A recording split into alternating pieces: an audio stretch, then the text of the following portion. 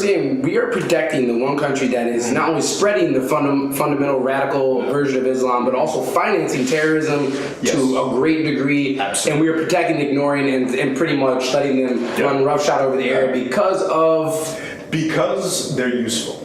And why are they useful? They are useful in a very old school, sort of imperialist way.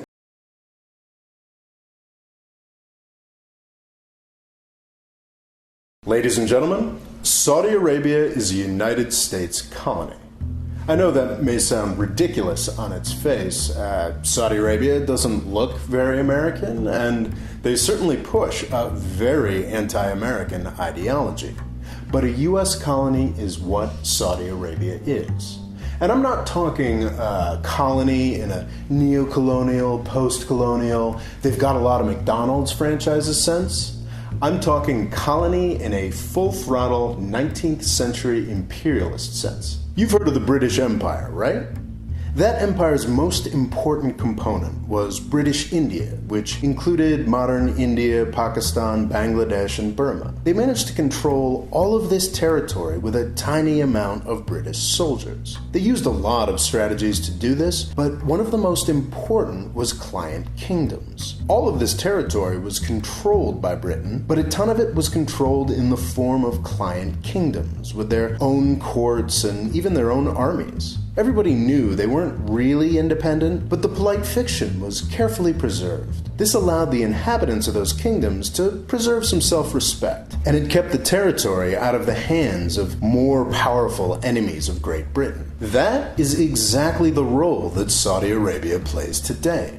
When people question why Saudi Arabia gets away with all the stuff it gets away with, the standard answers always point to Saudi power. We're told that it's the oil or all the money that the country piles back into the U.S. economy. But it's really Saudi weakness that makes them useful, not power. The country's silly ideology and infinitely corruptible ruling family makes it the perfect client kingdom. Its dozens of universities teach religion rather than nationalism or useful skills. The Saudi military barely knows how to use all the weapons it buys. Saudi Arabia has been a client kingdom for its entire modern existence. It was born because the British preferred them to the more powerful Ottomans and Persians. It has survived because the US preferred it to Arab nationalists and the communists. It's a lot easier to keep a king and his family happy than it is to keep a real country happy. Saudi Arabia survived 9/11 because it successfully convinced the US government that Iran presented a greater threat. That's true to a degree, but 15 years of following the Saudi path has made Iran much more powerful. It has also created ISIS and a range of other nasty organizations that carry out international terrorism in the name of Saudi ideology. Saudi Arabia is a client kingdom we no longer need. The negatives have outweighed the positives since the early 1990s. Communism hasn't been a real threat in almost 3 decades. Arab nationalism is essentially dead, and Iran would probably calm down if we just stopped invading them and their direct neighbors. Bismillahirrahmanirrahim.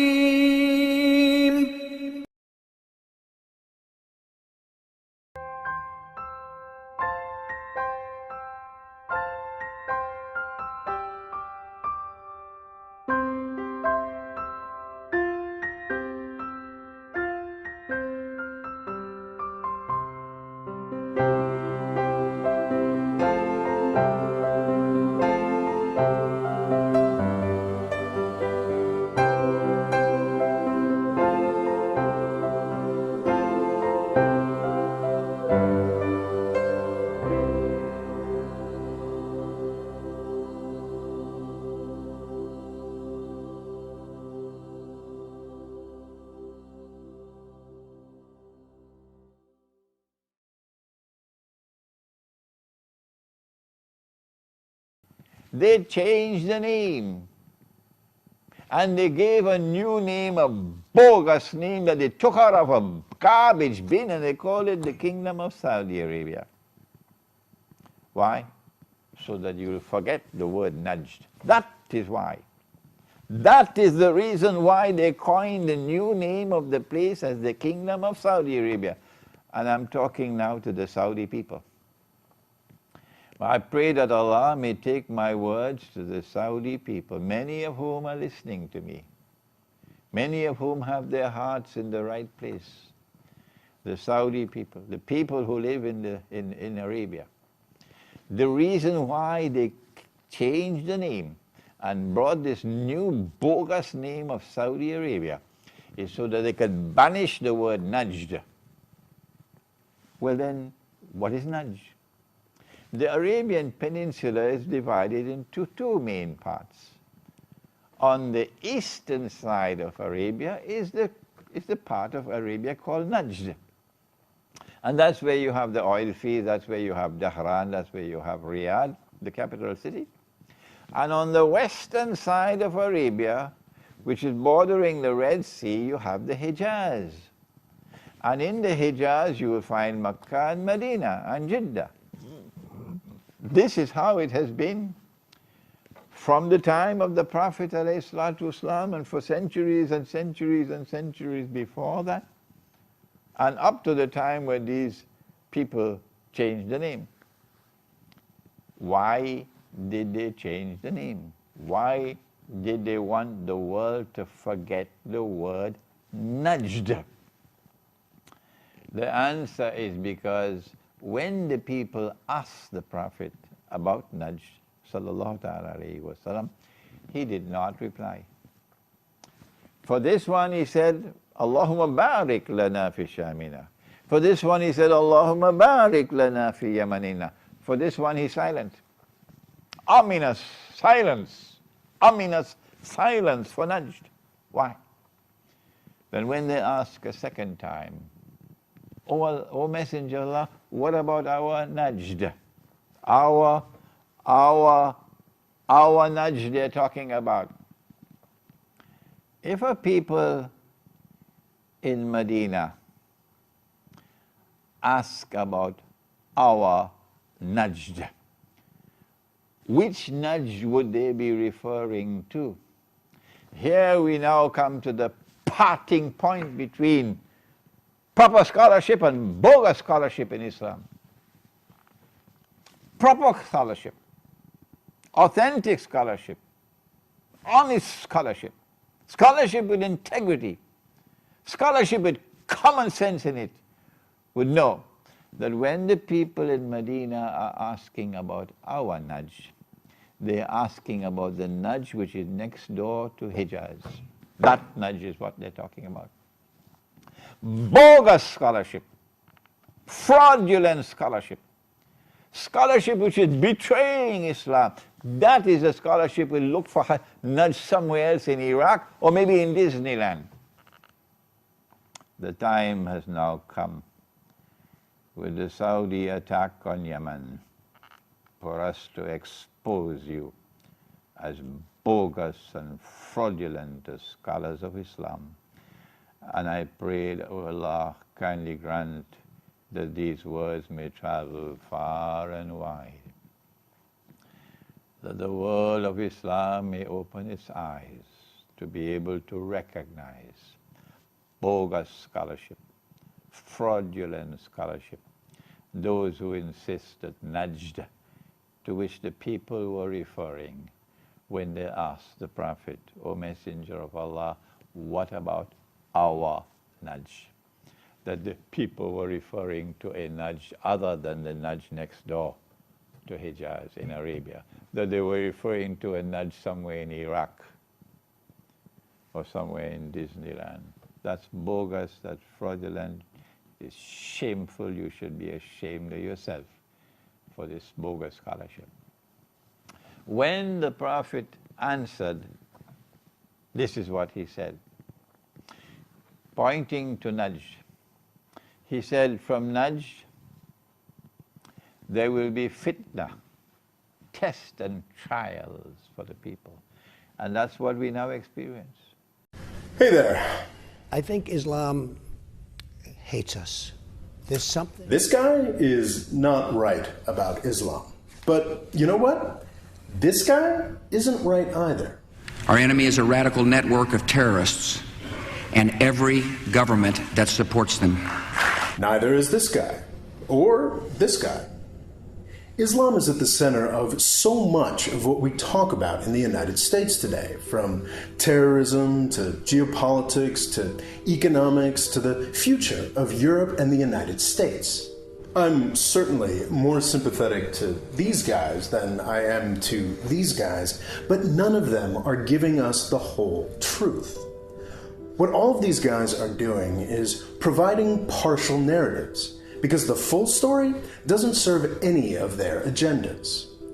These guys are posing as truth-tellers for political and economic gain, and they are winning.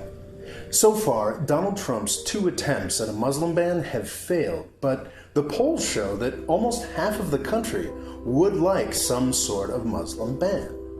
The haters of Islam are winning because many people in the United States believe that they have been lied to. And they are right. The story that the establishment has been pushing about US policy and terrorism simply isn't true. They're very careful to say nice things about Islam because they want to conceal some basic facts about the religion and what has been done to it over the past 50 years. There is nothing wrong with the principles of Islam. The idea that there is a very bad idea, and it's one that's worth fighting. But in order to truly fight that idea, we have to look at the whole story, not just a part of it. We need to start talking about Saudi Arabia. We need to talk about that country's cancerous relationship with the United States, and we need to talk about what that relationship has done to Islam over the past half-century. We need to talk about the true roots of terrorism. These roots can be found in Saudi Arabia, and they can be found in Washington, D.C.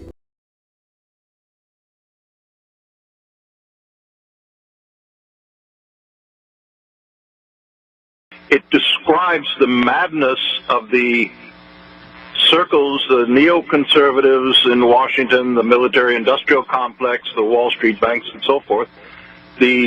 What I call the boring old patriarchs, the David Rockefellers, the George Soroses, and so, who literally think that they can use Islamic terrorism to control the world.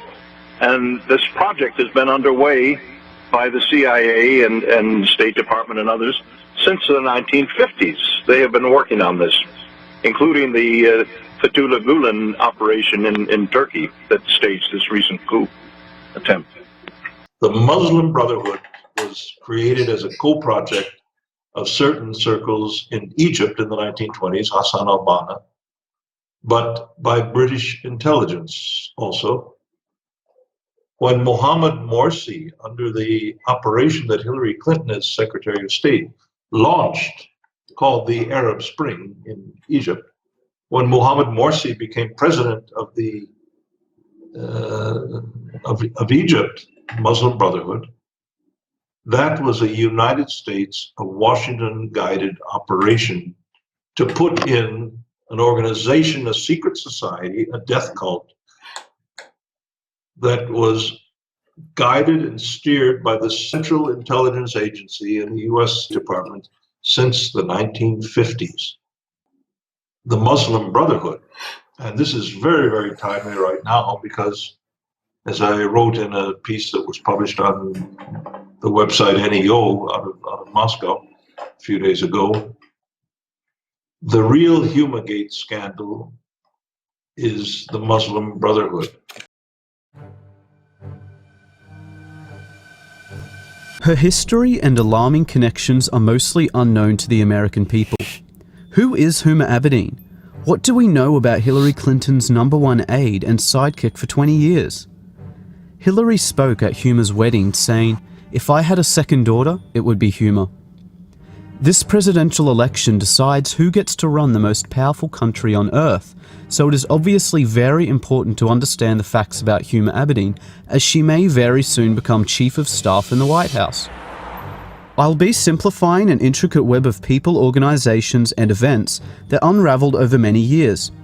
All of this information and more is available online for anyone who has access to Google. Anyway, here is an unbelievable story of infiltration unfolding before our eyes, and the most important aspect of this election that you definitely won't see on CNN. There are four main players in this: Hillary Clinton, Huma Abedin, Abdullah Omar Nassif, and Saudi Arabia. Huma was born in the USA. Then when she was 2 years old, her family moved to Saudi Arabia. They lived in Saudi Arabia for 16 years. Huma returned to the USA when she was 18 to study at George Washington University. Only after 2 years in the country, she became an intern for Hillary Clinton, and soon after started working full-time. Also in 1996, Huma was working at her family business, a journal by the Institute of Muslim Minority Affairs. The Abedin's family business is owned by the Muslim World League, Saudi Arabia's global organization that promotes violent Wahhabi Islam. They even share an office at 46 Goodge Street, London. Saliha Abedin, Huma's mother, and Hassan Abedin, Huma's brother, currently work there still. Abdullah Omar Nassif is one of the founders of the Muslim World League and served as vice president of the Saudi Kingdom Shura Council. He created Huma's family business along with her father. He also funded Al-Qaeda and Osama bin Laden, as did Saudi Arabia for many years. But if you read the writings of Hassan al-Banna and what he commanded his people to do, my suspicion is that it was a project of the Vatican. That's my suspicion. It's too sophisticated for a small town school teacher, Hassan al-Banna, in a remote village in Egypt, to have created this three-level structure. The important point about the Muslim Brotherhood is who picks it up.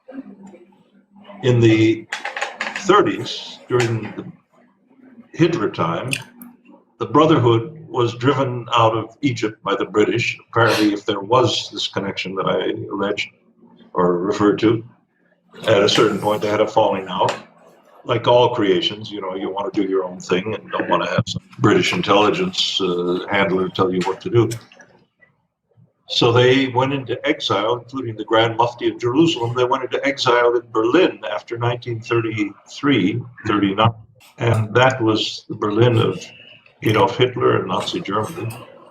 And the Grand Mufti was a leading member of the Muslim Brotherhood, the spiritual leader of Jerusalem, worked with Heinrich Himmler, the head of the SS. He writes in his memoirs, he told Hitler, the one condition that we have to work with you is that you allow us to kill each and every Jew in Palestine. And Hitler said to me, that's yours. The CIA locked into this in the 1950s. They discovered it in Munich, of all places, Munich, Germany, close to where I live. They found a Nazi network that was called I forget the name now, but it's in the book.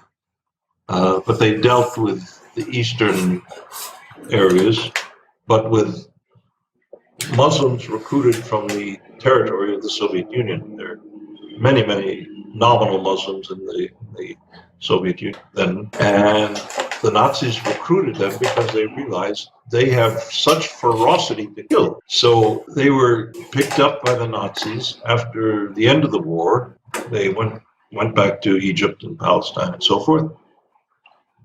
And when the Brotherhood attempted to assassinate Gamal Abdel Nasser, the president of Egypt, and failed, they were driven underground. Miles Copeland, the CIA station chief in Cairo, smuggled the leadership of the Muslim Brotherhood out of Egypt into Saudi Arabia. And there began the fateful, I call it marriage made in hell, between the Muslim Brotherhood with the Wahhabi strain of Islam in Saudi Arabia. So what happened after the 50s and the 60s is that Saudi money financed the creation of the Muslim World League in Jeddah. And the Muslim World League was the evangelical, if you want to call it that, arm of the Muslim Brotherhood, going out into Pakistan, into Afghanistan, into all over the Islamic world where it was possible. And that is what precisely gave birth to the Mujahideen, the CIA project called Operation Cyclone. To begin with, Saudi Arabia wanted to use Islamism in its fight against any external threat that may have an internal impact. I'll give you one example. In the 1950s and 60s, Saudi Arabia saw the threat to its regime coming from the leftist movement in the Arab world and also from Arab nationalism. And it used Islamism as a counterforce to actually destroy these two movements. And therefore, it sponsored Islamic education, it sponsored Islamic opinions that depict these movements as atheism. And also, during the Cold War, it enlisted its ideology on behalf of the West in order to fight battles elsewhere, such as, for example, in Afghanistan. And therefore, the Saudi Wahhabi dimension of all this Al-Qaeda is extremely important, although the Saudi regime tries to distance itself from this kind of radicalism. I think it's important too that the Americans were fully in on this. There's a fairly well-known quote from Eisenhower where he says we will use the Saudis' role in defending Mecca to help promote them as the defenders of Islam throughout the Muslim world, where he says we will use the Saudis' role in defending Mecca to help promote them as the defenders of Islam throughout the Muslim world, and they'll help us fight Nasserism and nationalism and socialism. I may not be quoting it exactly, but I'm pretty close. Yes, absolutely. This was part of the Cold War strategy, and Saudi Arabia deployed its ideology and support and also funds in order to fight wars elsewhere. But the problem for Saudi Arabia is when this ideology came back to haunt the country itself. And it is almost like having a battle with your own ideology. And therefore, it's very difficult for the Saudis to get rid of this kind of menace. And they haven't learned lessons from 9/11. So if you look at what is going on in Syria now, in Syria, they have the Saudis have created armed rebels who are actually almost working on behalf of the Saudis in Syria. So that the Syrian revolution was derailed and lost its democratic slogans, and now it became a sectarian war between different groups, the Shia and the Sunnis. And with Saudi intervention, we find that the rebels who were promoted were called the Islamic Front. And we have seen how this was unfolding in Syria. Until recently, Saudi Arabia allowed its own young men to travel to Syria, or if it didn't allow them, it kept a blind eye.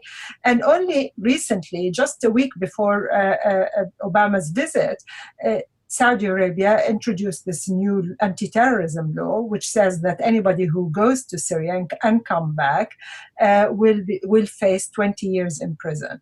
And the interesting thing is, yes, we may keep a blind eye on those people going, but we're going to arrest them when they come back. But there was no effort that was obvious to me that they will make sure they do not go there to fight. Well, it may be that they're going to make them stay there and fight with a law like that. I think the best thing that Saudi regime can hope for is for them to go and die there. That's sort of what I was saying.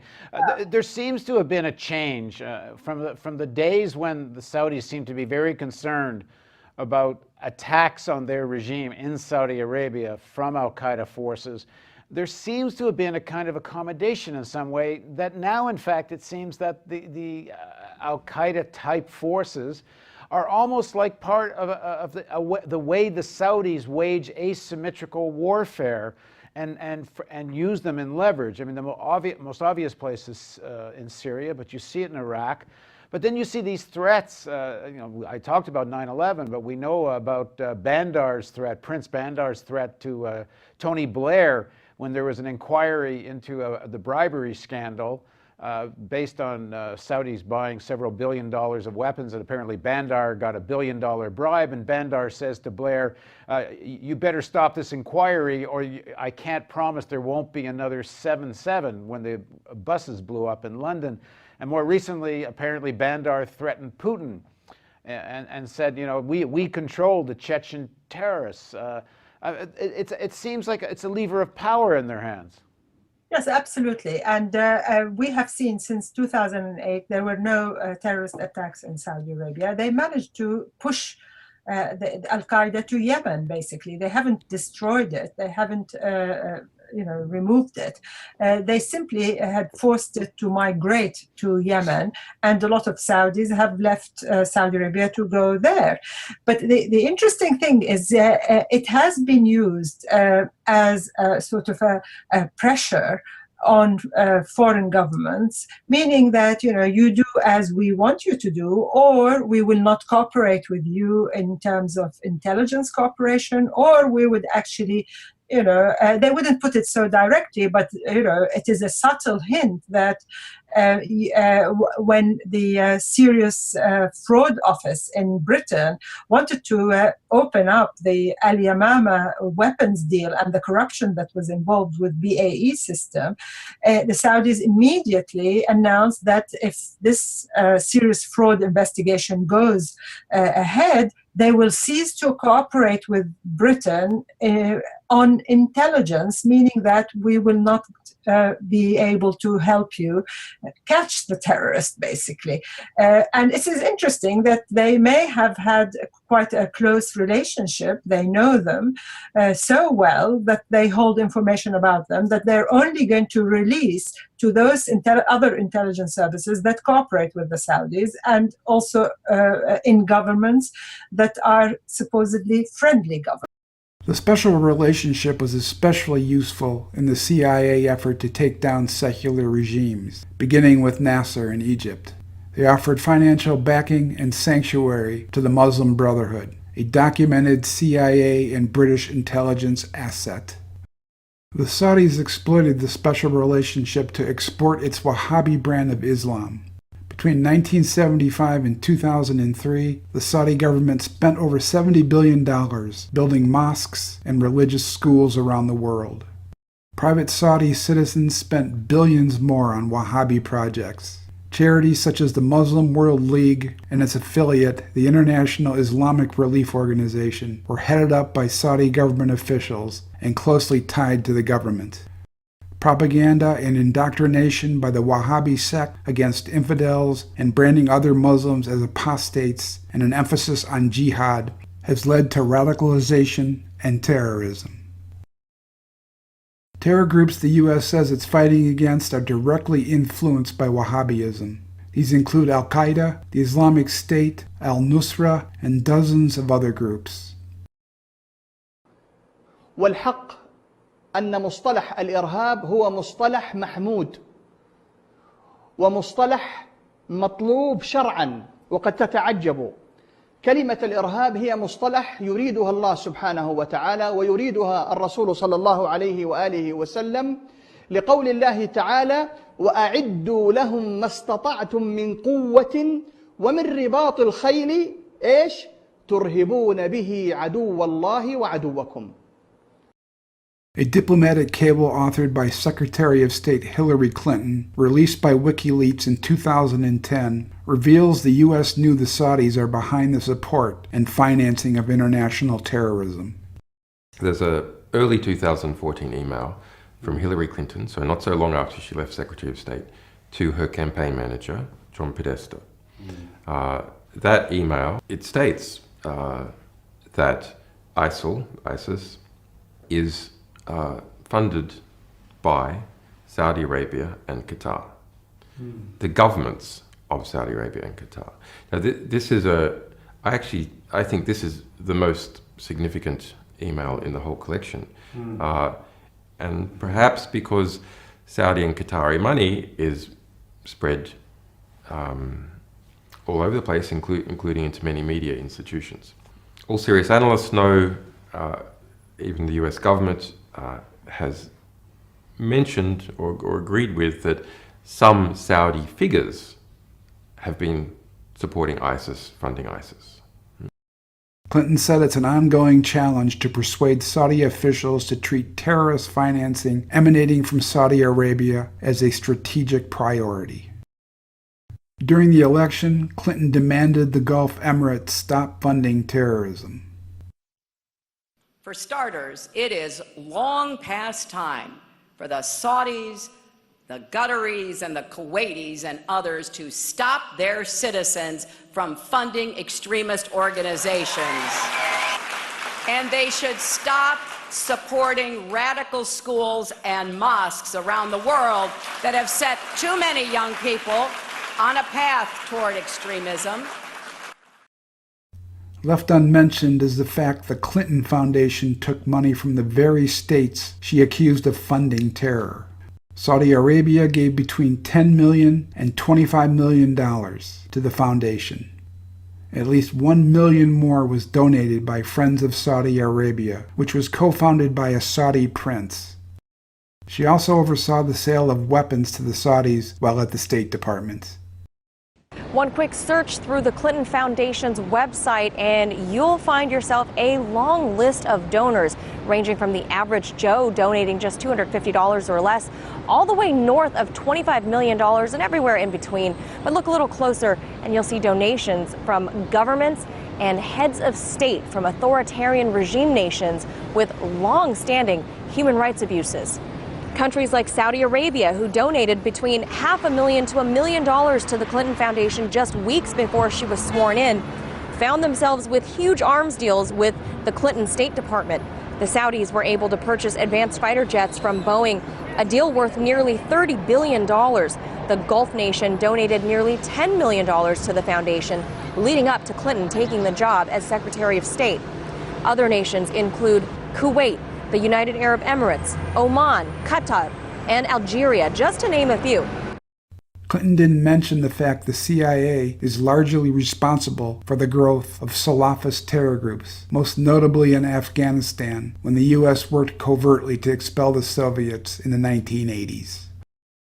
Both the Afghan Arabs, later Al-Qaeda, and the Taliban were created from the ranks of the Mujahideen, financed by Saudi Arabia and the CIA. It's estimated the CIA spent around $3 billion on the covert war in Afghanistan. In total, the Saudis and its partners in the Gulf would spend around $40 billion on the effort. It was later discovered much, if not most, of the money was skimmed off and held at the notoriously corrupt BCCI bank. One of the most closely guarded secrets of the Cold War was America's role in supporting Afghan warlords known as the Mujahideen. The official story is that America backed these fundamentalists in response to the Soviet invasion of Afghanistan in December 1979. But that's not true. It was 6 months before the Soviet invasion, in July of that year, that President Jimmy Carter authorized $500 million to help set up the Mujahideen, a terrorist organization. The American people were completely unaware that their government, together with the British Secret Service, MI6, had begun training and funding Islamic extremists, including Osama bin Laden. Out of this came the Taliban, Al-Qaeda, and September the 11th. President Jimmy Carter's national security advisor, Zbigniew Brzezinski, was largely responsible for organizing the covert war. He went to Pakistan in 1979 to urge on the Mujahideen to launch a decade-long war. U.S. National Security Advisor Brzezinski flew to Pakistan to set about rallying resistance. He wanted to arm the Mujahideen without revealing America's role. On the Afghan border near the Khyber Pass, he urged the soldiers of God to redouble their efforts. We know of their deep belief in God, and we are confident that their struggle will succeed. That land over there is yours. You'll go back to it one day because your fight will prevail and you'll have your homes and your mosques back again because your cause is right and God is on your side. In December, it was reported Saudi Arabia is still funding the Taliban, despite insisting otherwise. In the 1990s, the Saudis and Pakistanis made secret deals with the Taliban and Osama bin Laden. The CIA and Pakistan's ISI gave the Taliban access to tens of thousands of weapons left over from the Soviet-Afghan War to supply tens of thousands of soldiers. In 1997, the Saudis, Pakistan, and the United Arab Emirates officially recognized the Taliban government. The Saudis would later obstruct an effort by the U.S. to investigate bin Laden and his activities in Afghanistan prior to the attacks of September 11, 2001. They also protected bin Laden and didn't interfere with al-Qaeda's effort to raise money, recruit and train operatives, and establish cells throughout the kingdom. In 1996, during a meeting monitored by French intelligence, the Saudis said they planned to reward bin Laden for his efforts to spread Wahhabism in Chechnya, Kashmir, Bosnia, and other places. In 2015, Zacarias Moussaoui, the so-called 20th 9/11 hijacker, claimed that members of the Saudi royal family had supported al-Qaeda. As part of a civil case that was brought against the Saudis by the 9/11 families, Moussaoui went so far as to name specific members of the Saudi royal family who had donated money to the terrorist group. Evidence the Saudis fund the Islamic State surfaced in 2016, when WikiLeaks released an email between John Podesta and Hillary Clinton. In the August 2014 email, Clinton said diplomatic pressure should be brought down on the Qataris and Saudis to stop them from assisting the Islamic State. The United States has also been accused of supplying the terror army. In 2015, a report issued by Amnesty International found that most of the Islamic State's weapons came from the United States. While the NGO says the equipment was looted and taken from Iraqi military forces, other reports say military supplies were airdropped to ISIS. The jihadi group posted a video online showing a cache of weapons. معدات عسكرية معدات إضافية هذه بعض الأسلحة العسكرية التي ألقتها القوات الأمريكية للأحزاب اليابجية واليابكية.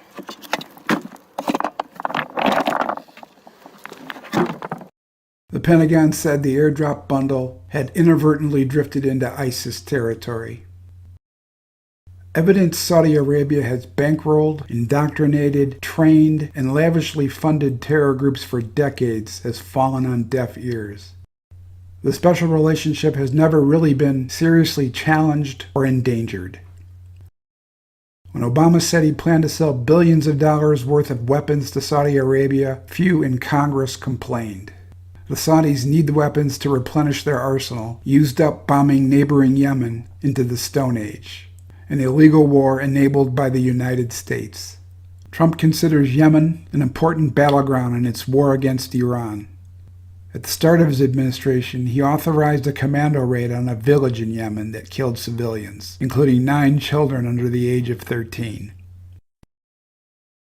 For the establishment, it's important to maintain the special relationship, which is basically a marriage of murder and terror. Israel and Saudi Arabia will remain the preferred clients in the Middle East.